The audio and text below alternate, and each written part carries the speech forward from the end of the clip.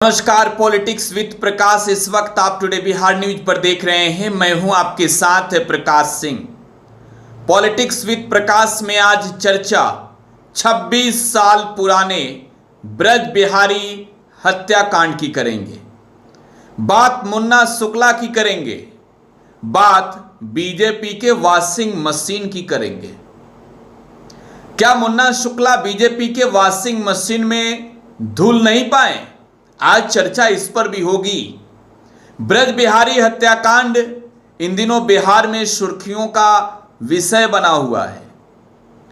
एक तरीके से कहें तो चर्चा में इस वजह से भी है कि सुप्रीम कोर्ट ने ब्रज बिहारी हत्याकांड के मामले में अपना फैसला सुनाया। दूसरी ओर ब्रज बिहारी हत्याकांड पर चर्चा इस वजह से हो रही है कि ब्रज बिहारी प्रसाद की पत्नी बीजेपी की पूर्व सांसद रमा देवी ये मानती नहीं कि सुप्रीम कोर्ट ने अपने मन मर्जी से फैसला सुनाया है। रमा देवी कह रही हैं कि अरे भाई, अमित शाह के प्रेशर में सब कुछ हुआ है। तो आज चर्चा इसी पर होगा कि क्या बीजेपी का गुलाम बनकर आज के वक्त में न्यायपालिका काम कर रही है। तो चर्चा की शुरुआत करते हैं और वो तारीख सबसे पहले आपको बताते हैं। तारीख 13 जून 1998 का। बिहार की सियासत के लिहाज से समझे तो यह तारीख कभी ना मिटने वाली अमिट तारीख है।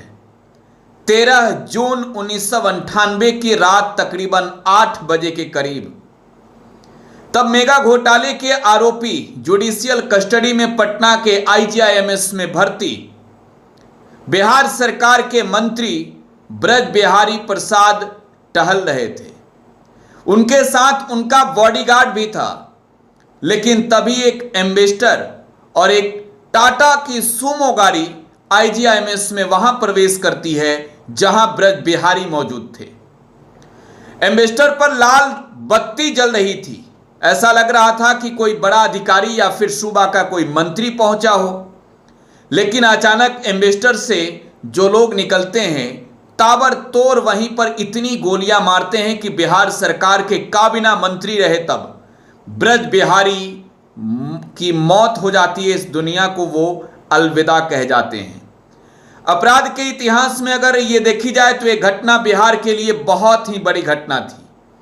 लेकिन इस घटना को लेकर आज 26 सालों के बाद इस वजह से हम चर्चा कर रहे हैं कि ब्रज बिहारी हत्याकांड के मामले में 26 सालों के बाद देश की सर्वोच्च अदालत ने बाहुबली सूरजभान सिंह, राजन तिवारी सहित 5 आरोपियों को संदेह का लाभ देते हुए बरी किया है। तो वहीं मुन्ना शुक्ला और मंटू तिवारी को उम्र कैद की सजा सुनाई है। मुन्ना शुक्ला की चर्चा करेंगे हम। मुन्ना शुक्ला 2024 के चुनाव में राष्ट्रीय जनता दल के टिकट पर बिहार के वैशाली लोकसभा सीट से चुनावी मैदान में उतरे। LJPR की उम्मीदवार वीणा देवी ने चुनावी अखाड़े में मुन्ना शुक्ला को पटखनी दे दी। लेकिन अब मुन्ना शुक्ला की चर्चा हो रही है कि मुन्ना शुक्ला RJD से लड़े, इस वजह से उन्हें उम्र कैद की सजा हुई है। अब जरा इस पर थ्योरी बाय थ्योरी समझिएगा, आखिर चर्चा क्यों हो रही है। देखिए, मुन्ना शुक्ला की जाति भूमिहार है और भूमिहार जाति से आने वाले मुन्ना शुक्ला के समर्थन में भूमिहार समाज के लोग आज खड़े हो गए हैं। सोशल मीडिया पर मुन्ना शुक्ला के खिलाफ की गई कार्रवाई को लेकर सवाल उठ रहे हैं। पूर्व सांसद रमा देवी, जो स्वर्गीय ब्रज बिहारी की पत्नी है, उनके बयान आज वायरल हो रहे हैं। तो अब इसको समझना जरूरी है कि आखिर रमा देवी का बयान क्या कह रहा है।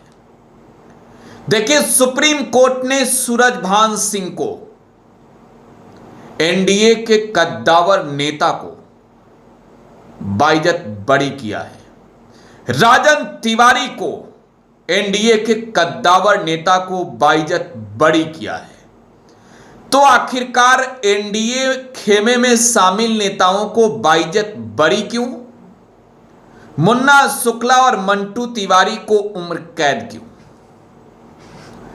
देखिए, न्यायपालिका का जो पूरा प्रक्रिया है वो न्यायालय के अंदर तमाम प्रक्रियाओं से गुजरने के बाद जो न्यायाधीश होते हैं वो फैसला सुनाते हैं, चाहे वो एविडेंस हो या फिर गवाहों के बयान हो। लेकिन आपको पहले हम 1998 से पहले के दौर में लिए चलना चाहते हैं। उत्तर बिहार का इलाका, पूर्वी चंपारण से ब्रज बिहारी आते थे और इस इलाके में दबदबा छोटन शुक्ला बनाने की चाहत में थे। छोटन शुक्ला जो मुन्ना शुक्ला के भाई थे, अब वो भी इस दुनिया में नहीं, उनकी भी हत्या हो गई। छोटन शुक्ला और ब्रज बिहारी के बीच वर्चस्व की लड़ाई थी। देखिए, इन दोनों नेताओं का कहना था कि भाई चंपारण, मुजफ्फरपुर, शिवहर, बेतिया में सिक्का हमारा चलेगा। छोटन शुक्ला कहते थे कि भाई हमारा चलेगा, ब्रज बिहारी कहते थे हमारा चलेगा। इसी बीच 13 जून 1998 को हत्या हो जाता है। जानते हैं किस व्यक्ति ने हत्या किया था ब्रज बिहारी का? IGIMS में जिस व्यक्ति ने ब्रज बिहारी प्रसाद को गोलियों से छलनी किया था, उस व्यक्ति का नाम था श्री प्रकाश शुक्ला। उत्तर प्रदेश का वो माफिया डॉन जिसे मार गिराने के लिए STF बनाया गया। श्री प्रकाश शुक्ला का इनकाउंटर हो गया और श्री प्रकाश शुक्ला का चर्चा भी आज के दिनों में हो रहा है, क्योंकि एक किताब उसमें शामिल पुलिस अधिकारी का जो है वो छपा है और मार्केट में आया है, और इस वजह से श्री प्रकाश शुक्ला की भी चर्चा हो रही है। तो खैर, श्री प्रकाश तो अब इस दुनिया में नहीं है, लेकिन मुन्ना शुक्ला का नाम क्यों आया? देखिए, मामला जो है वो जब पटना के थाने में दर्ज हुआ था, शास्त्री नगर थाने में मुकदमा दर्ज हुआ था। उस मुकदमा में सूरजभान सिंह का भी नाम था, मुन्ना शुक्ला का भी नाम था, राजन तिवारी का भी नाम था। और राजन तिवारी के बारे में आपको बताएं कि यह श्री प्रकाश का करीबी माना जाता था। पूर्वी चंपारण का ही रहने वाला नहीं रहता है फिलहाल पूर्वी चंपारण में राजन तिवारी, लेकिन राजन तिवारी के बारे में ये माना जाता है कि वो उत्तर प्रदेश के हैं और LJPR के प्रदेश अध्यक्ष राजू तिवारी के भाई हैं। खैर, राजन तिवारी का अपना दबदबा था। आज के वक्त में तो बिहार में कोई दबदबा वाला खुद को नहीं कह सकता, लेकिन सूरजभान सिंह और मुन्ना शुक्ला का दबदबा आज भी कायम था। तो खैर, सूरजभान सिंह और मुन्ना शुक्ला सहित जितने आरोपी थे, इन्हें पटना की जो स्पेशल ट्रायल कोर्ट थी CBI की, इस मामले को दरअसल सरकार ने CBI को हैंडओवर किया था।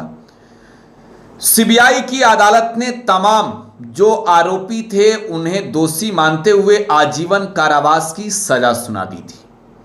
इन तमाम आरोपियों ने पटना हाईकोर्ट का रुख किया और पटना हाईकोर्ट ने 2014 में 24 जुलाई को इन्हें बाइज्जत बरी कर दिया। देखिए, जब ब्रज बिहारी हत्याकांड मामले के सारे आरोपी सबूतों के अभाव में संदेह का लाभ लेते हुए बाइज्जत बरी कर दिए गए, तब 2015 में CBI ने और रमा देवी ने सुप्रीम कोर्ट का दरवाजा खटखटाया था और सुप्रीम कोर्ट ने इस पूरे मामले पर अब अपना फैसला सुनाया है, जिस मामले में मुन्ना शुक्ला को ब्रज बिहारी हत्याकांड के मामले में उम्र कैद की सजा हुई है। तो देखिए, मुन्ना शुक्ला RJD के नेता हैं, तेजस्वी यादव की पार्टी के नेता हैं, और बिहार में जो भूमिहार जाति के लोग हैं उनमें एक तरीके से कहें तो बड़ा चेहरा है। तेजस्वी यादव ने यही वजह है कि 2024 के चुनाव में मुन्ना शुक्ला को मैदान में उतारा। तिरहुत के इलाके में, उत्तर बिहार के इलाके में भूमिहार जाति के वोटर जो हैं वो मुन्ना शुक्ला के RJD में आने के बाद गोलबंद भी हुए। लेकिन अब मुन्ना शुक्ला को तो सुप्रीम कोर्ट ने उम्र कैद की सजा सुना दी है, 15 दिनों का डेडलाइन दिया है सरेंडर करने का। अब वो जेल जाएंगे और जेल में ही रहेंगे। तो खैर, मुन्ना शुक्ला तो जेल जा रहे हैं, लेकिन आखिर इस पर सवाल क्यों उठ रहे हैं? ये एक ब्रज बिहारी का हत्या का मामला है, लोअर कोर्ट से लेकर हाई कोर्ट और सुप्रीम कोर्ट तक पहुंचा मामला और सुप्रीम कोर्ट का फैसला है। देखिए, इस वजह से सवाल उठ रहे हैं कि स्वर्गीय ब्रज बिहारी की पत्नी रमा देवी ने कहा कि ये जो सुप्रीम कोर्ट का फैसला है, ये फैसला अमित शाह के प्रेशर में दिया गया है। अब यह मामला तूल पकड़ लेता है। आरजेडी के नेता मुन्ना शुक्ला जाति से भूमिहार इस वजह से जेल जा रहे हैं कि अमित शाह के प्रेशर में सुप्रीम कोर्ट के जज ने फैसला सुनाया। यह माहौल सोशल मीडिया पर बन रहा है, लेकिन इस माहौल को बनने के पीछे का वजह यह है कि ब्रज बिहारी प्रसाद की पत्नी रमा देवी ऑन कैमरा यह कहती है कि अमित शाह का प्रेशर था, इस वजह से उन्हें न्याय मिल गया। अब सवाल यह कि देश का सर्वोच्च अदालत बड़ा या फिर अमित शाह का प्रेशर बड़ा? क्या वास्तव में जो देश की सबसे बड़ी अगर आप कहें तो न्याय की जो मंदिर है सुप्रीम कोर्ट, वहां अमित शाह का दबदबा चल रहा है, गृह मंत्री का दबदबा चल रहा है? अब ये सवाल उठ रहे हैं और सवाल उठेंगे, सवाल पूछे जाएंगे कि आखिरकार क्या मुन्ना शुक्ला का यह गुनाह हो गया कि वो आरजेडी के साथ चले गए, इस वजह से उन्हें सिमट दिया गया? बिहार के भूमिहार समाज के लोगों के बीच जो है वो कैसा मैसेज गया, इस बात को भी समझना होगा। अब लोग करें कि भाई मुन्ना शुक्ला वॉशिंग मशीन में नहीं धुले। ये एक सच्चाई है कि जब तक मुन्ना शुक्ला आरजेडी में नहीं थे, जब तक वो नीतीश कुमार के संपर्क में रहे, जेडीयू में रहे, तब तक तो मुन्ना शुक्ला पर कोई फैसला भी नहीं आया। अब संयोग है या फिर प्रयोग, ये सवाल सोशल मीडिया के माध्यम से जो मुन्ना शुक्ला के समर्थक हैं, जो बिहार में भूमिहार जाति के नेता हैं, वो पूछ रहे हैं।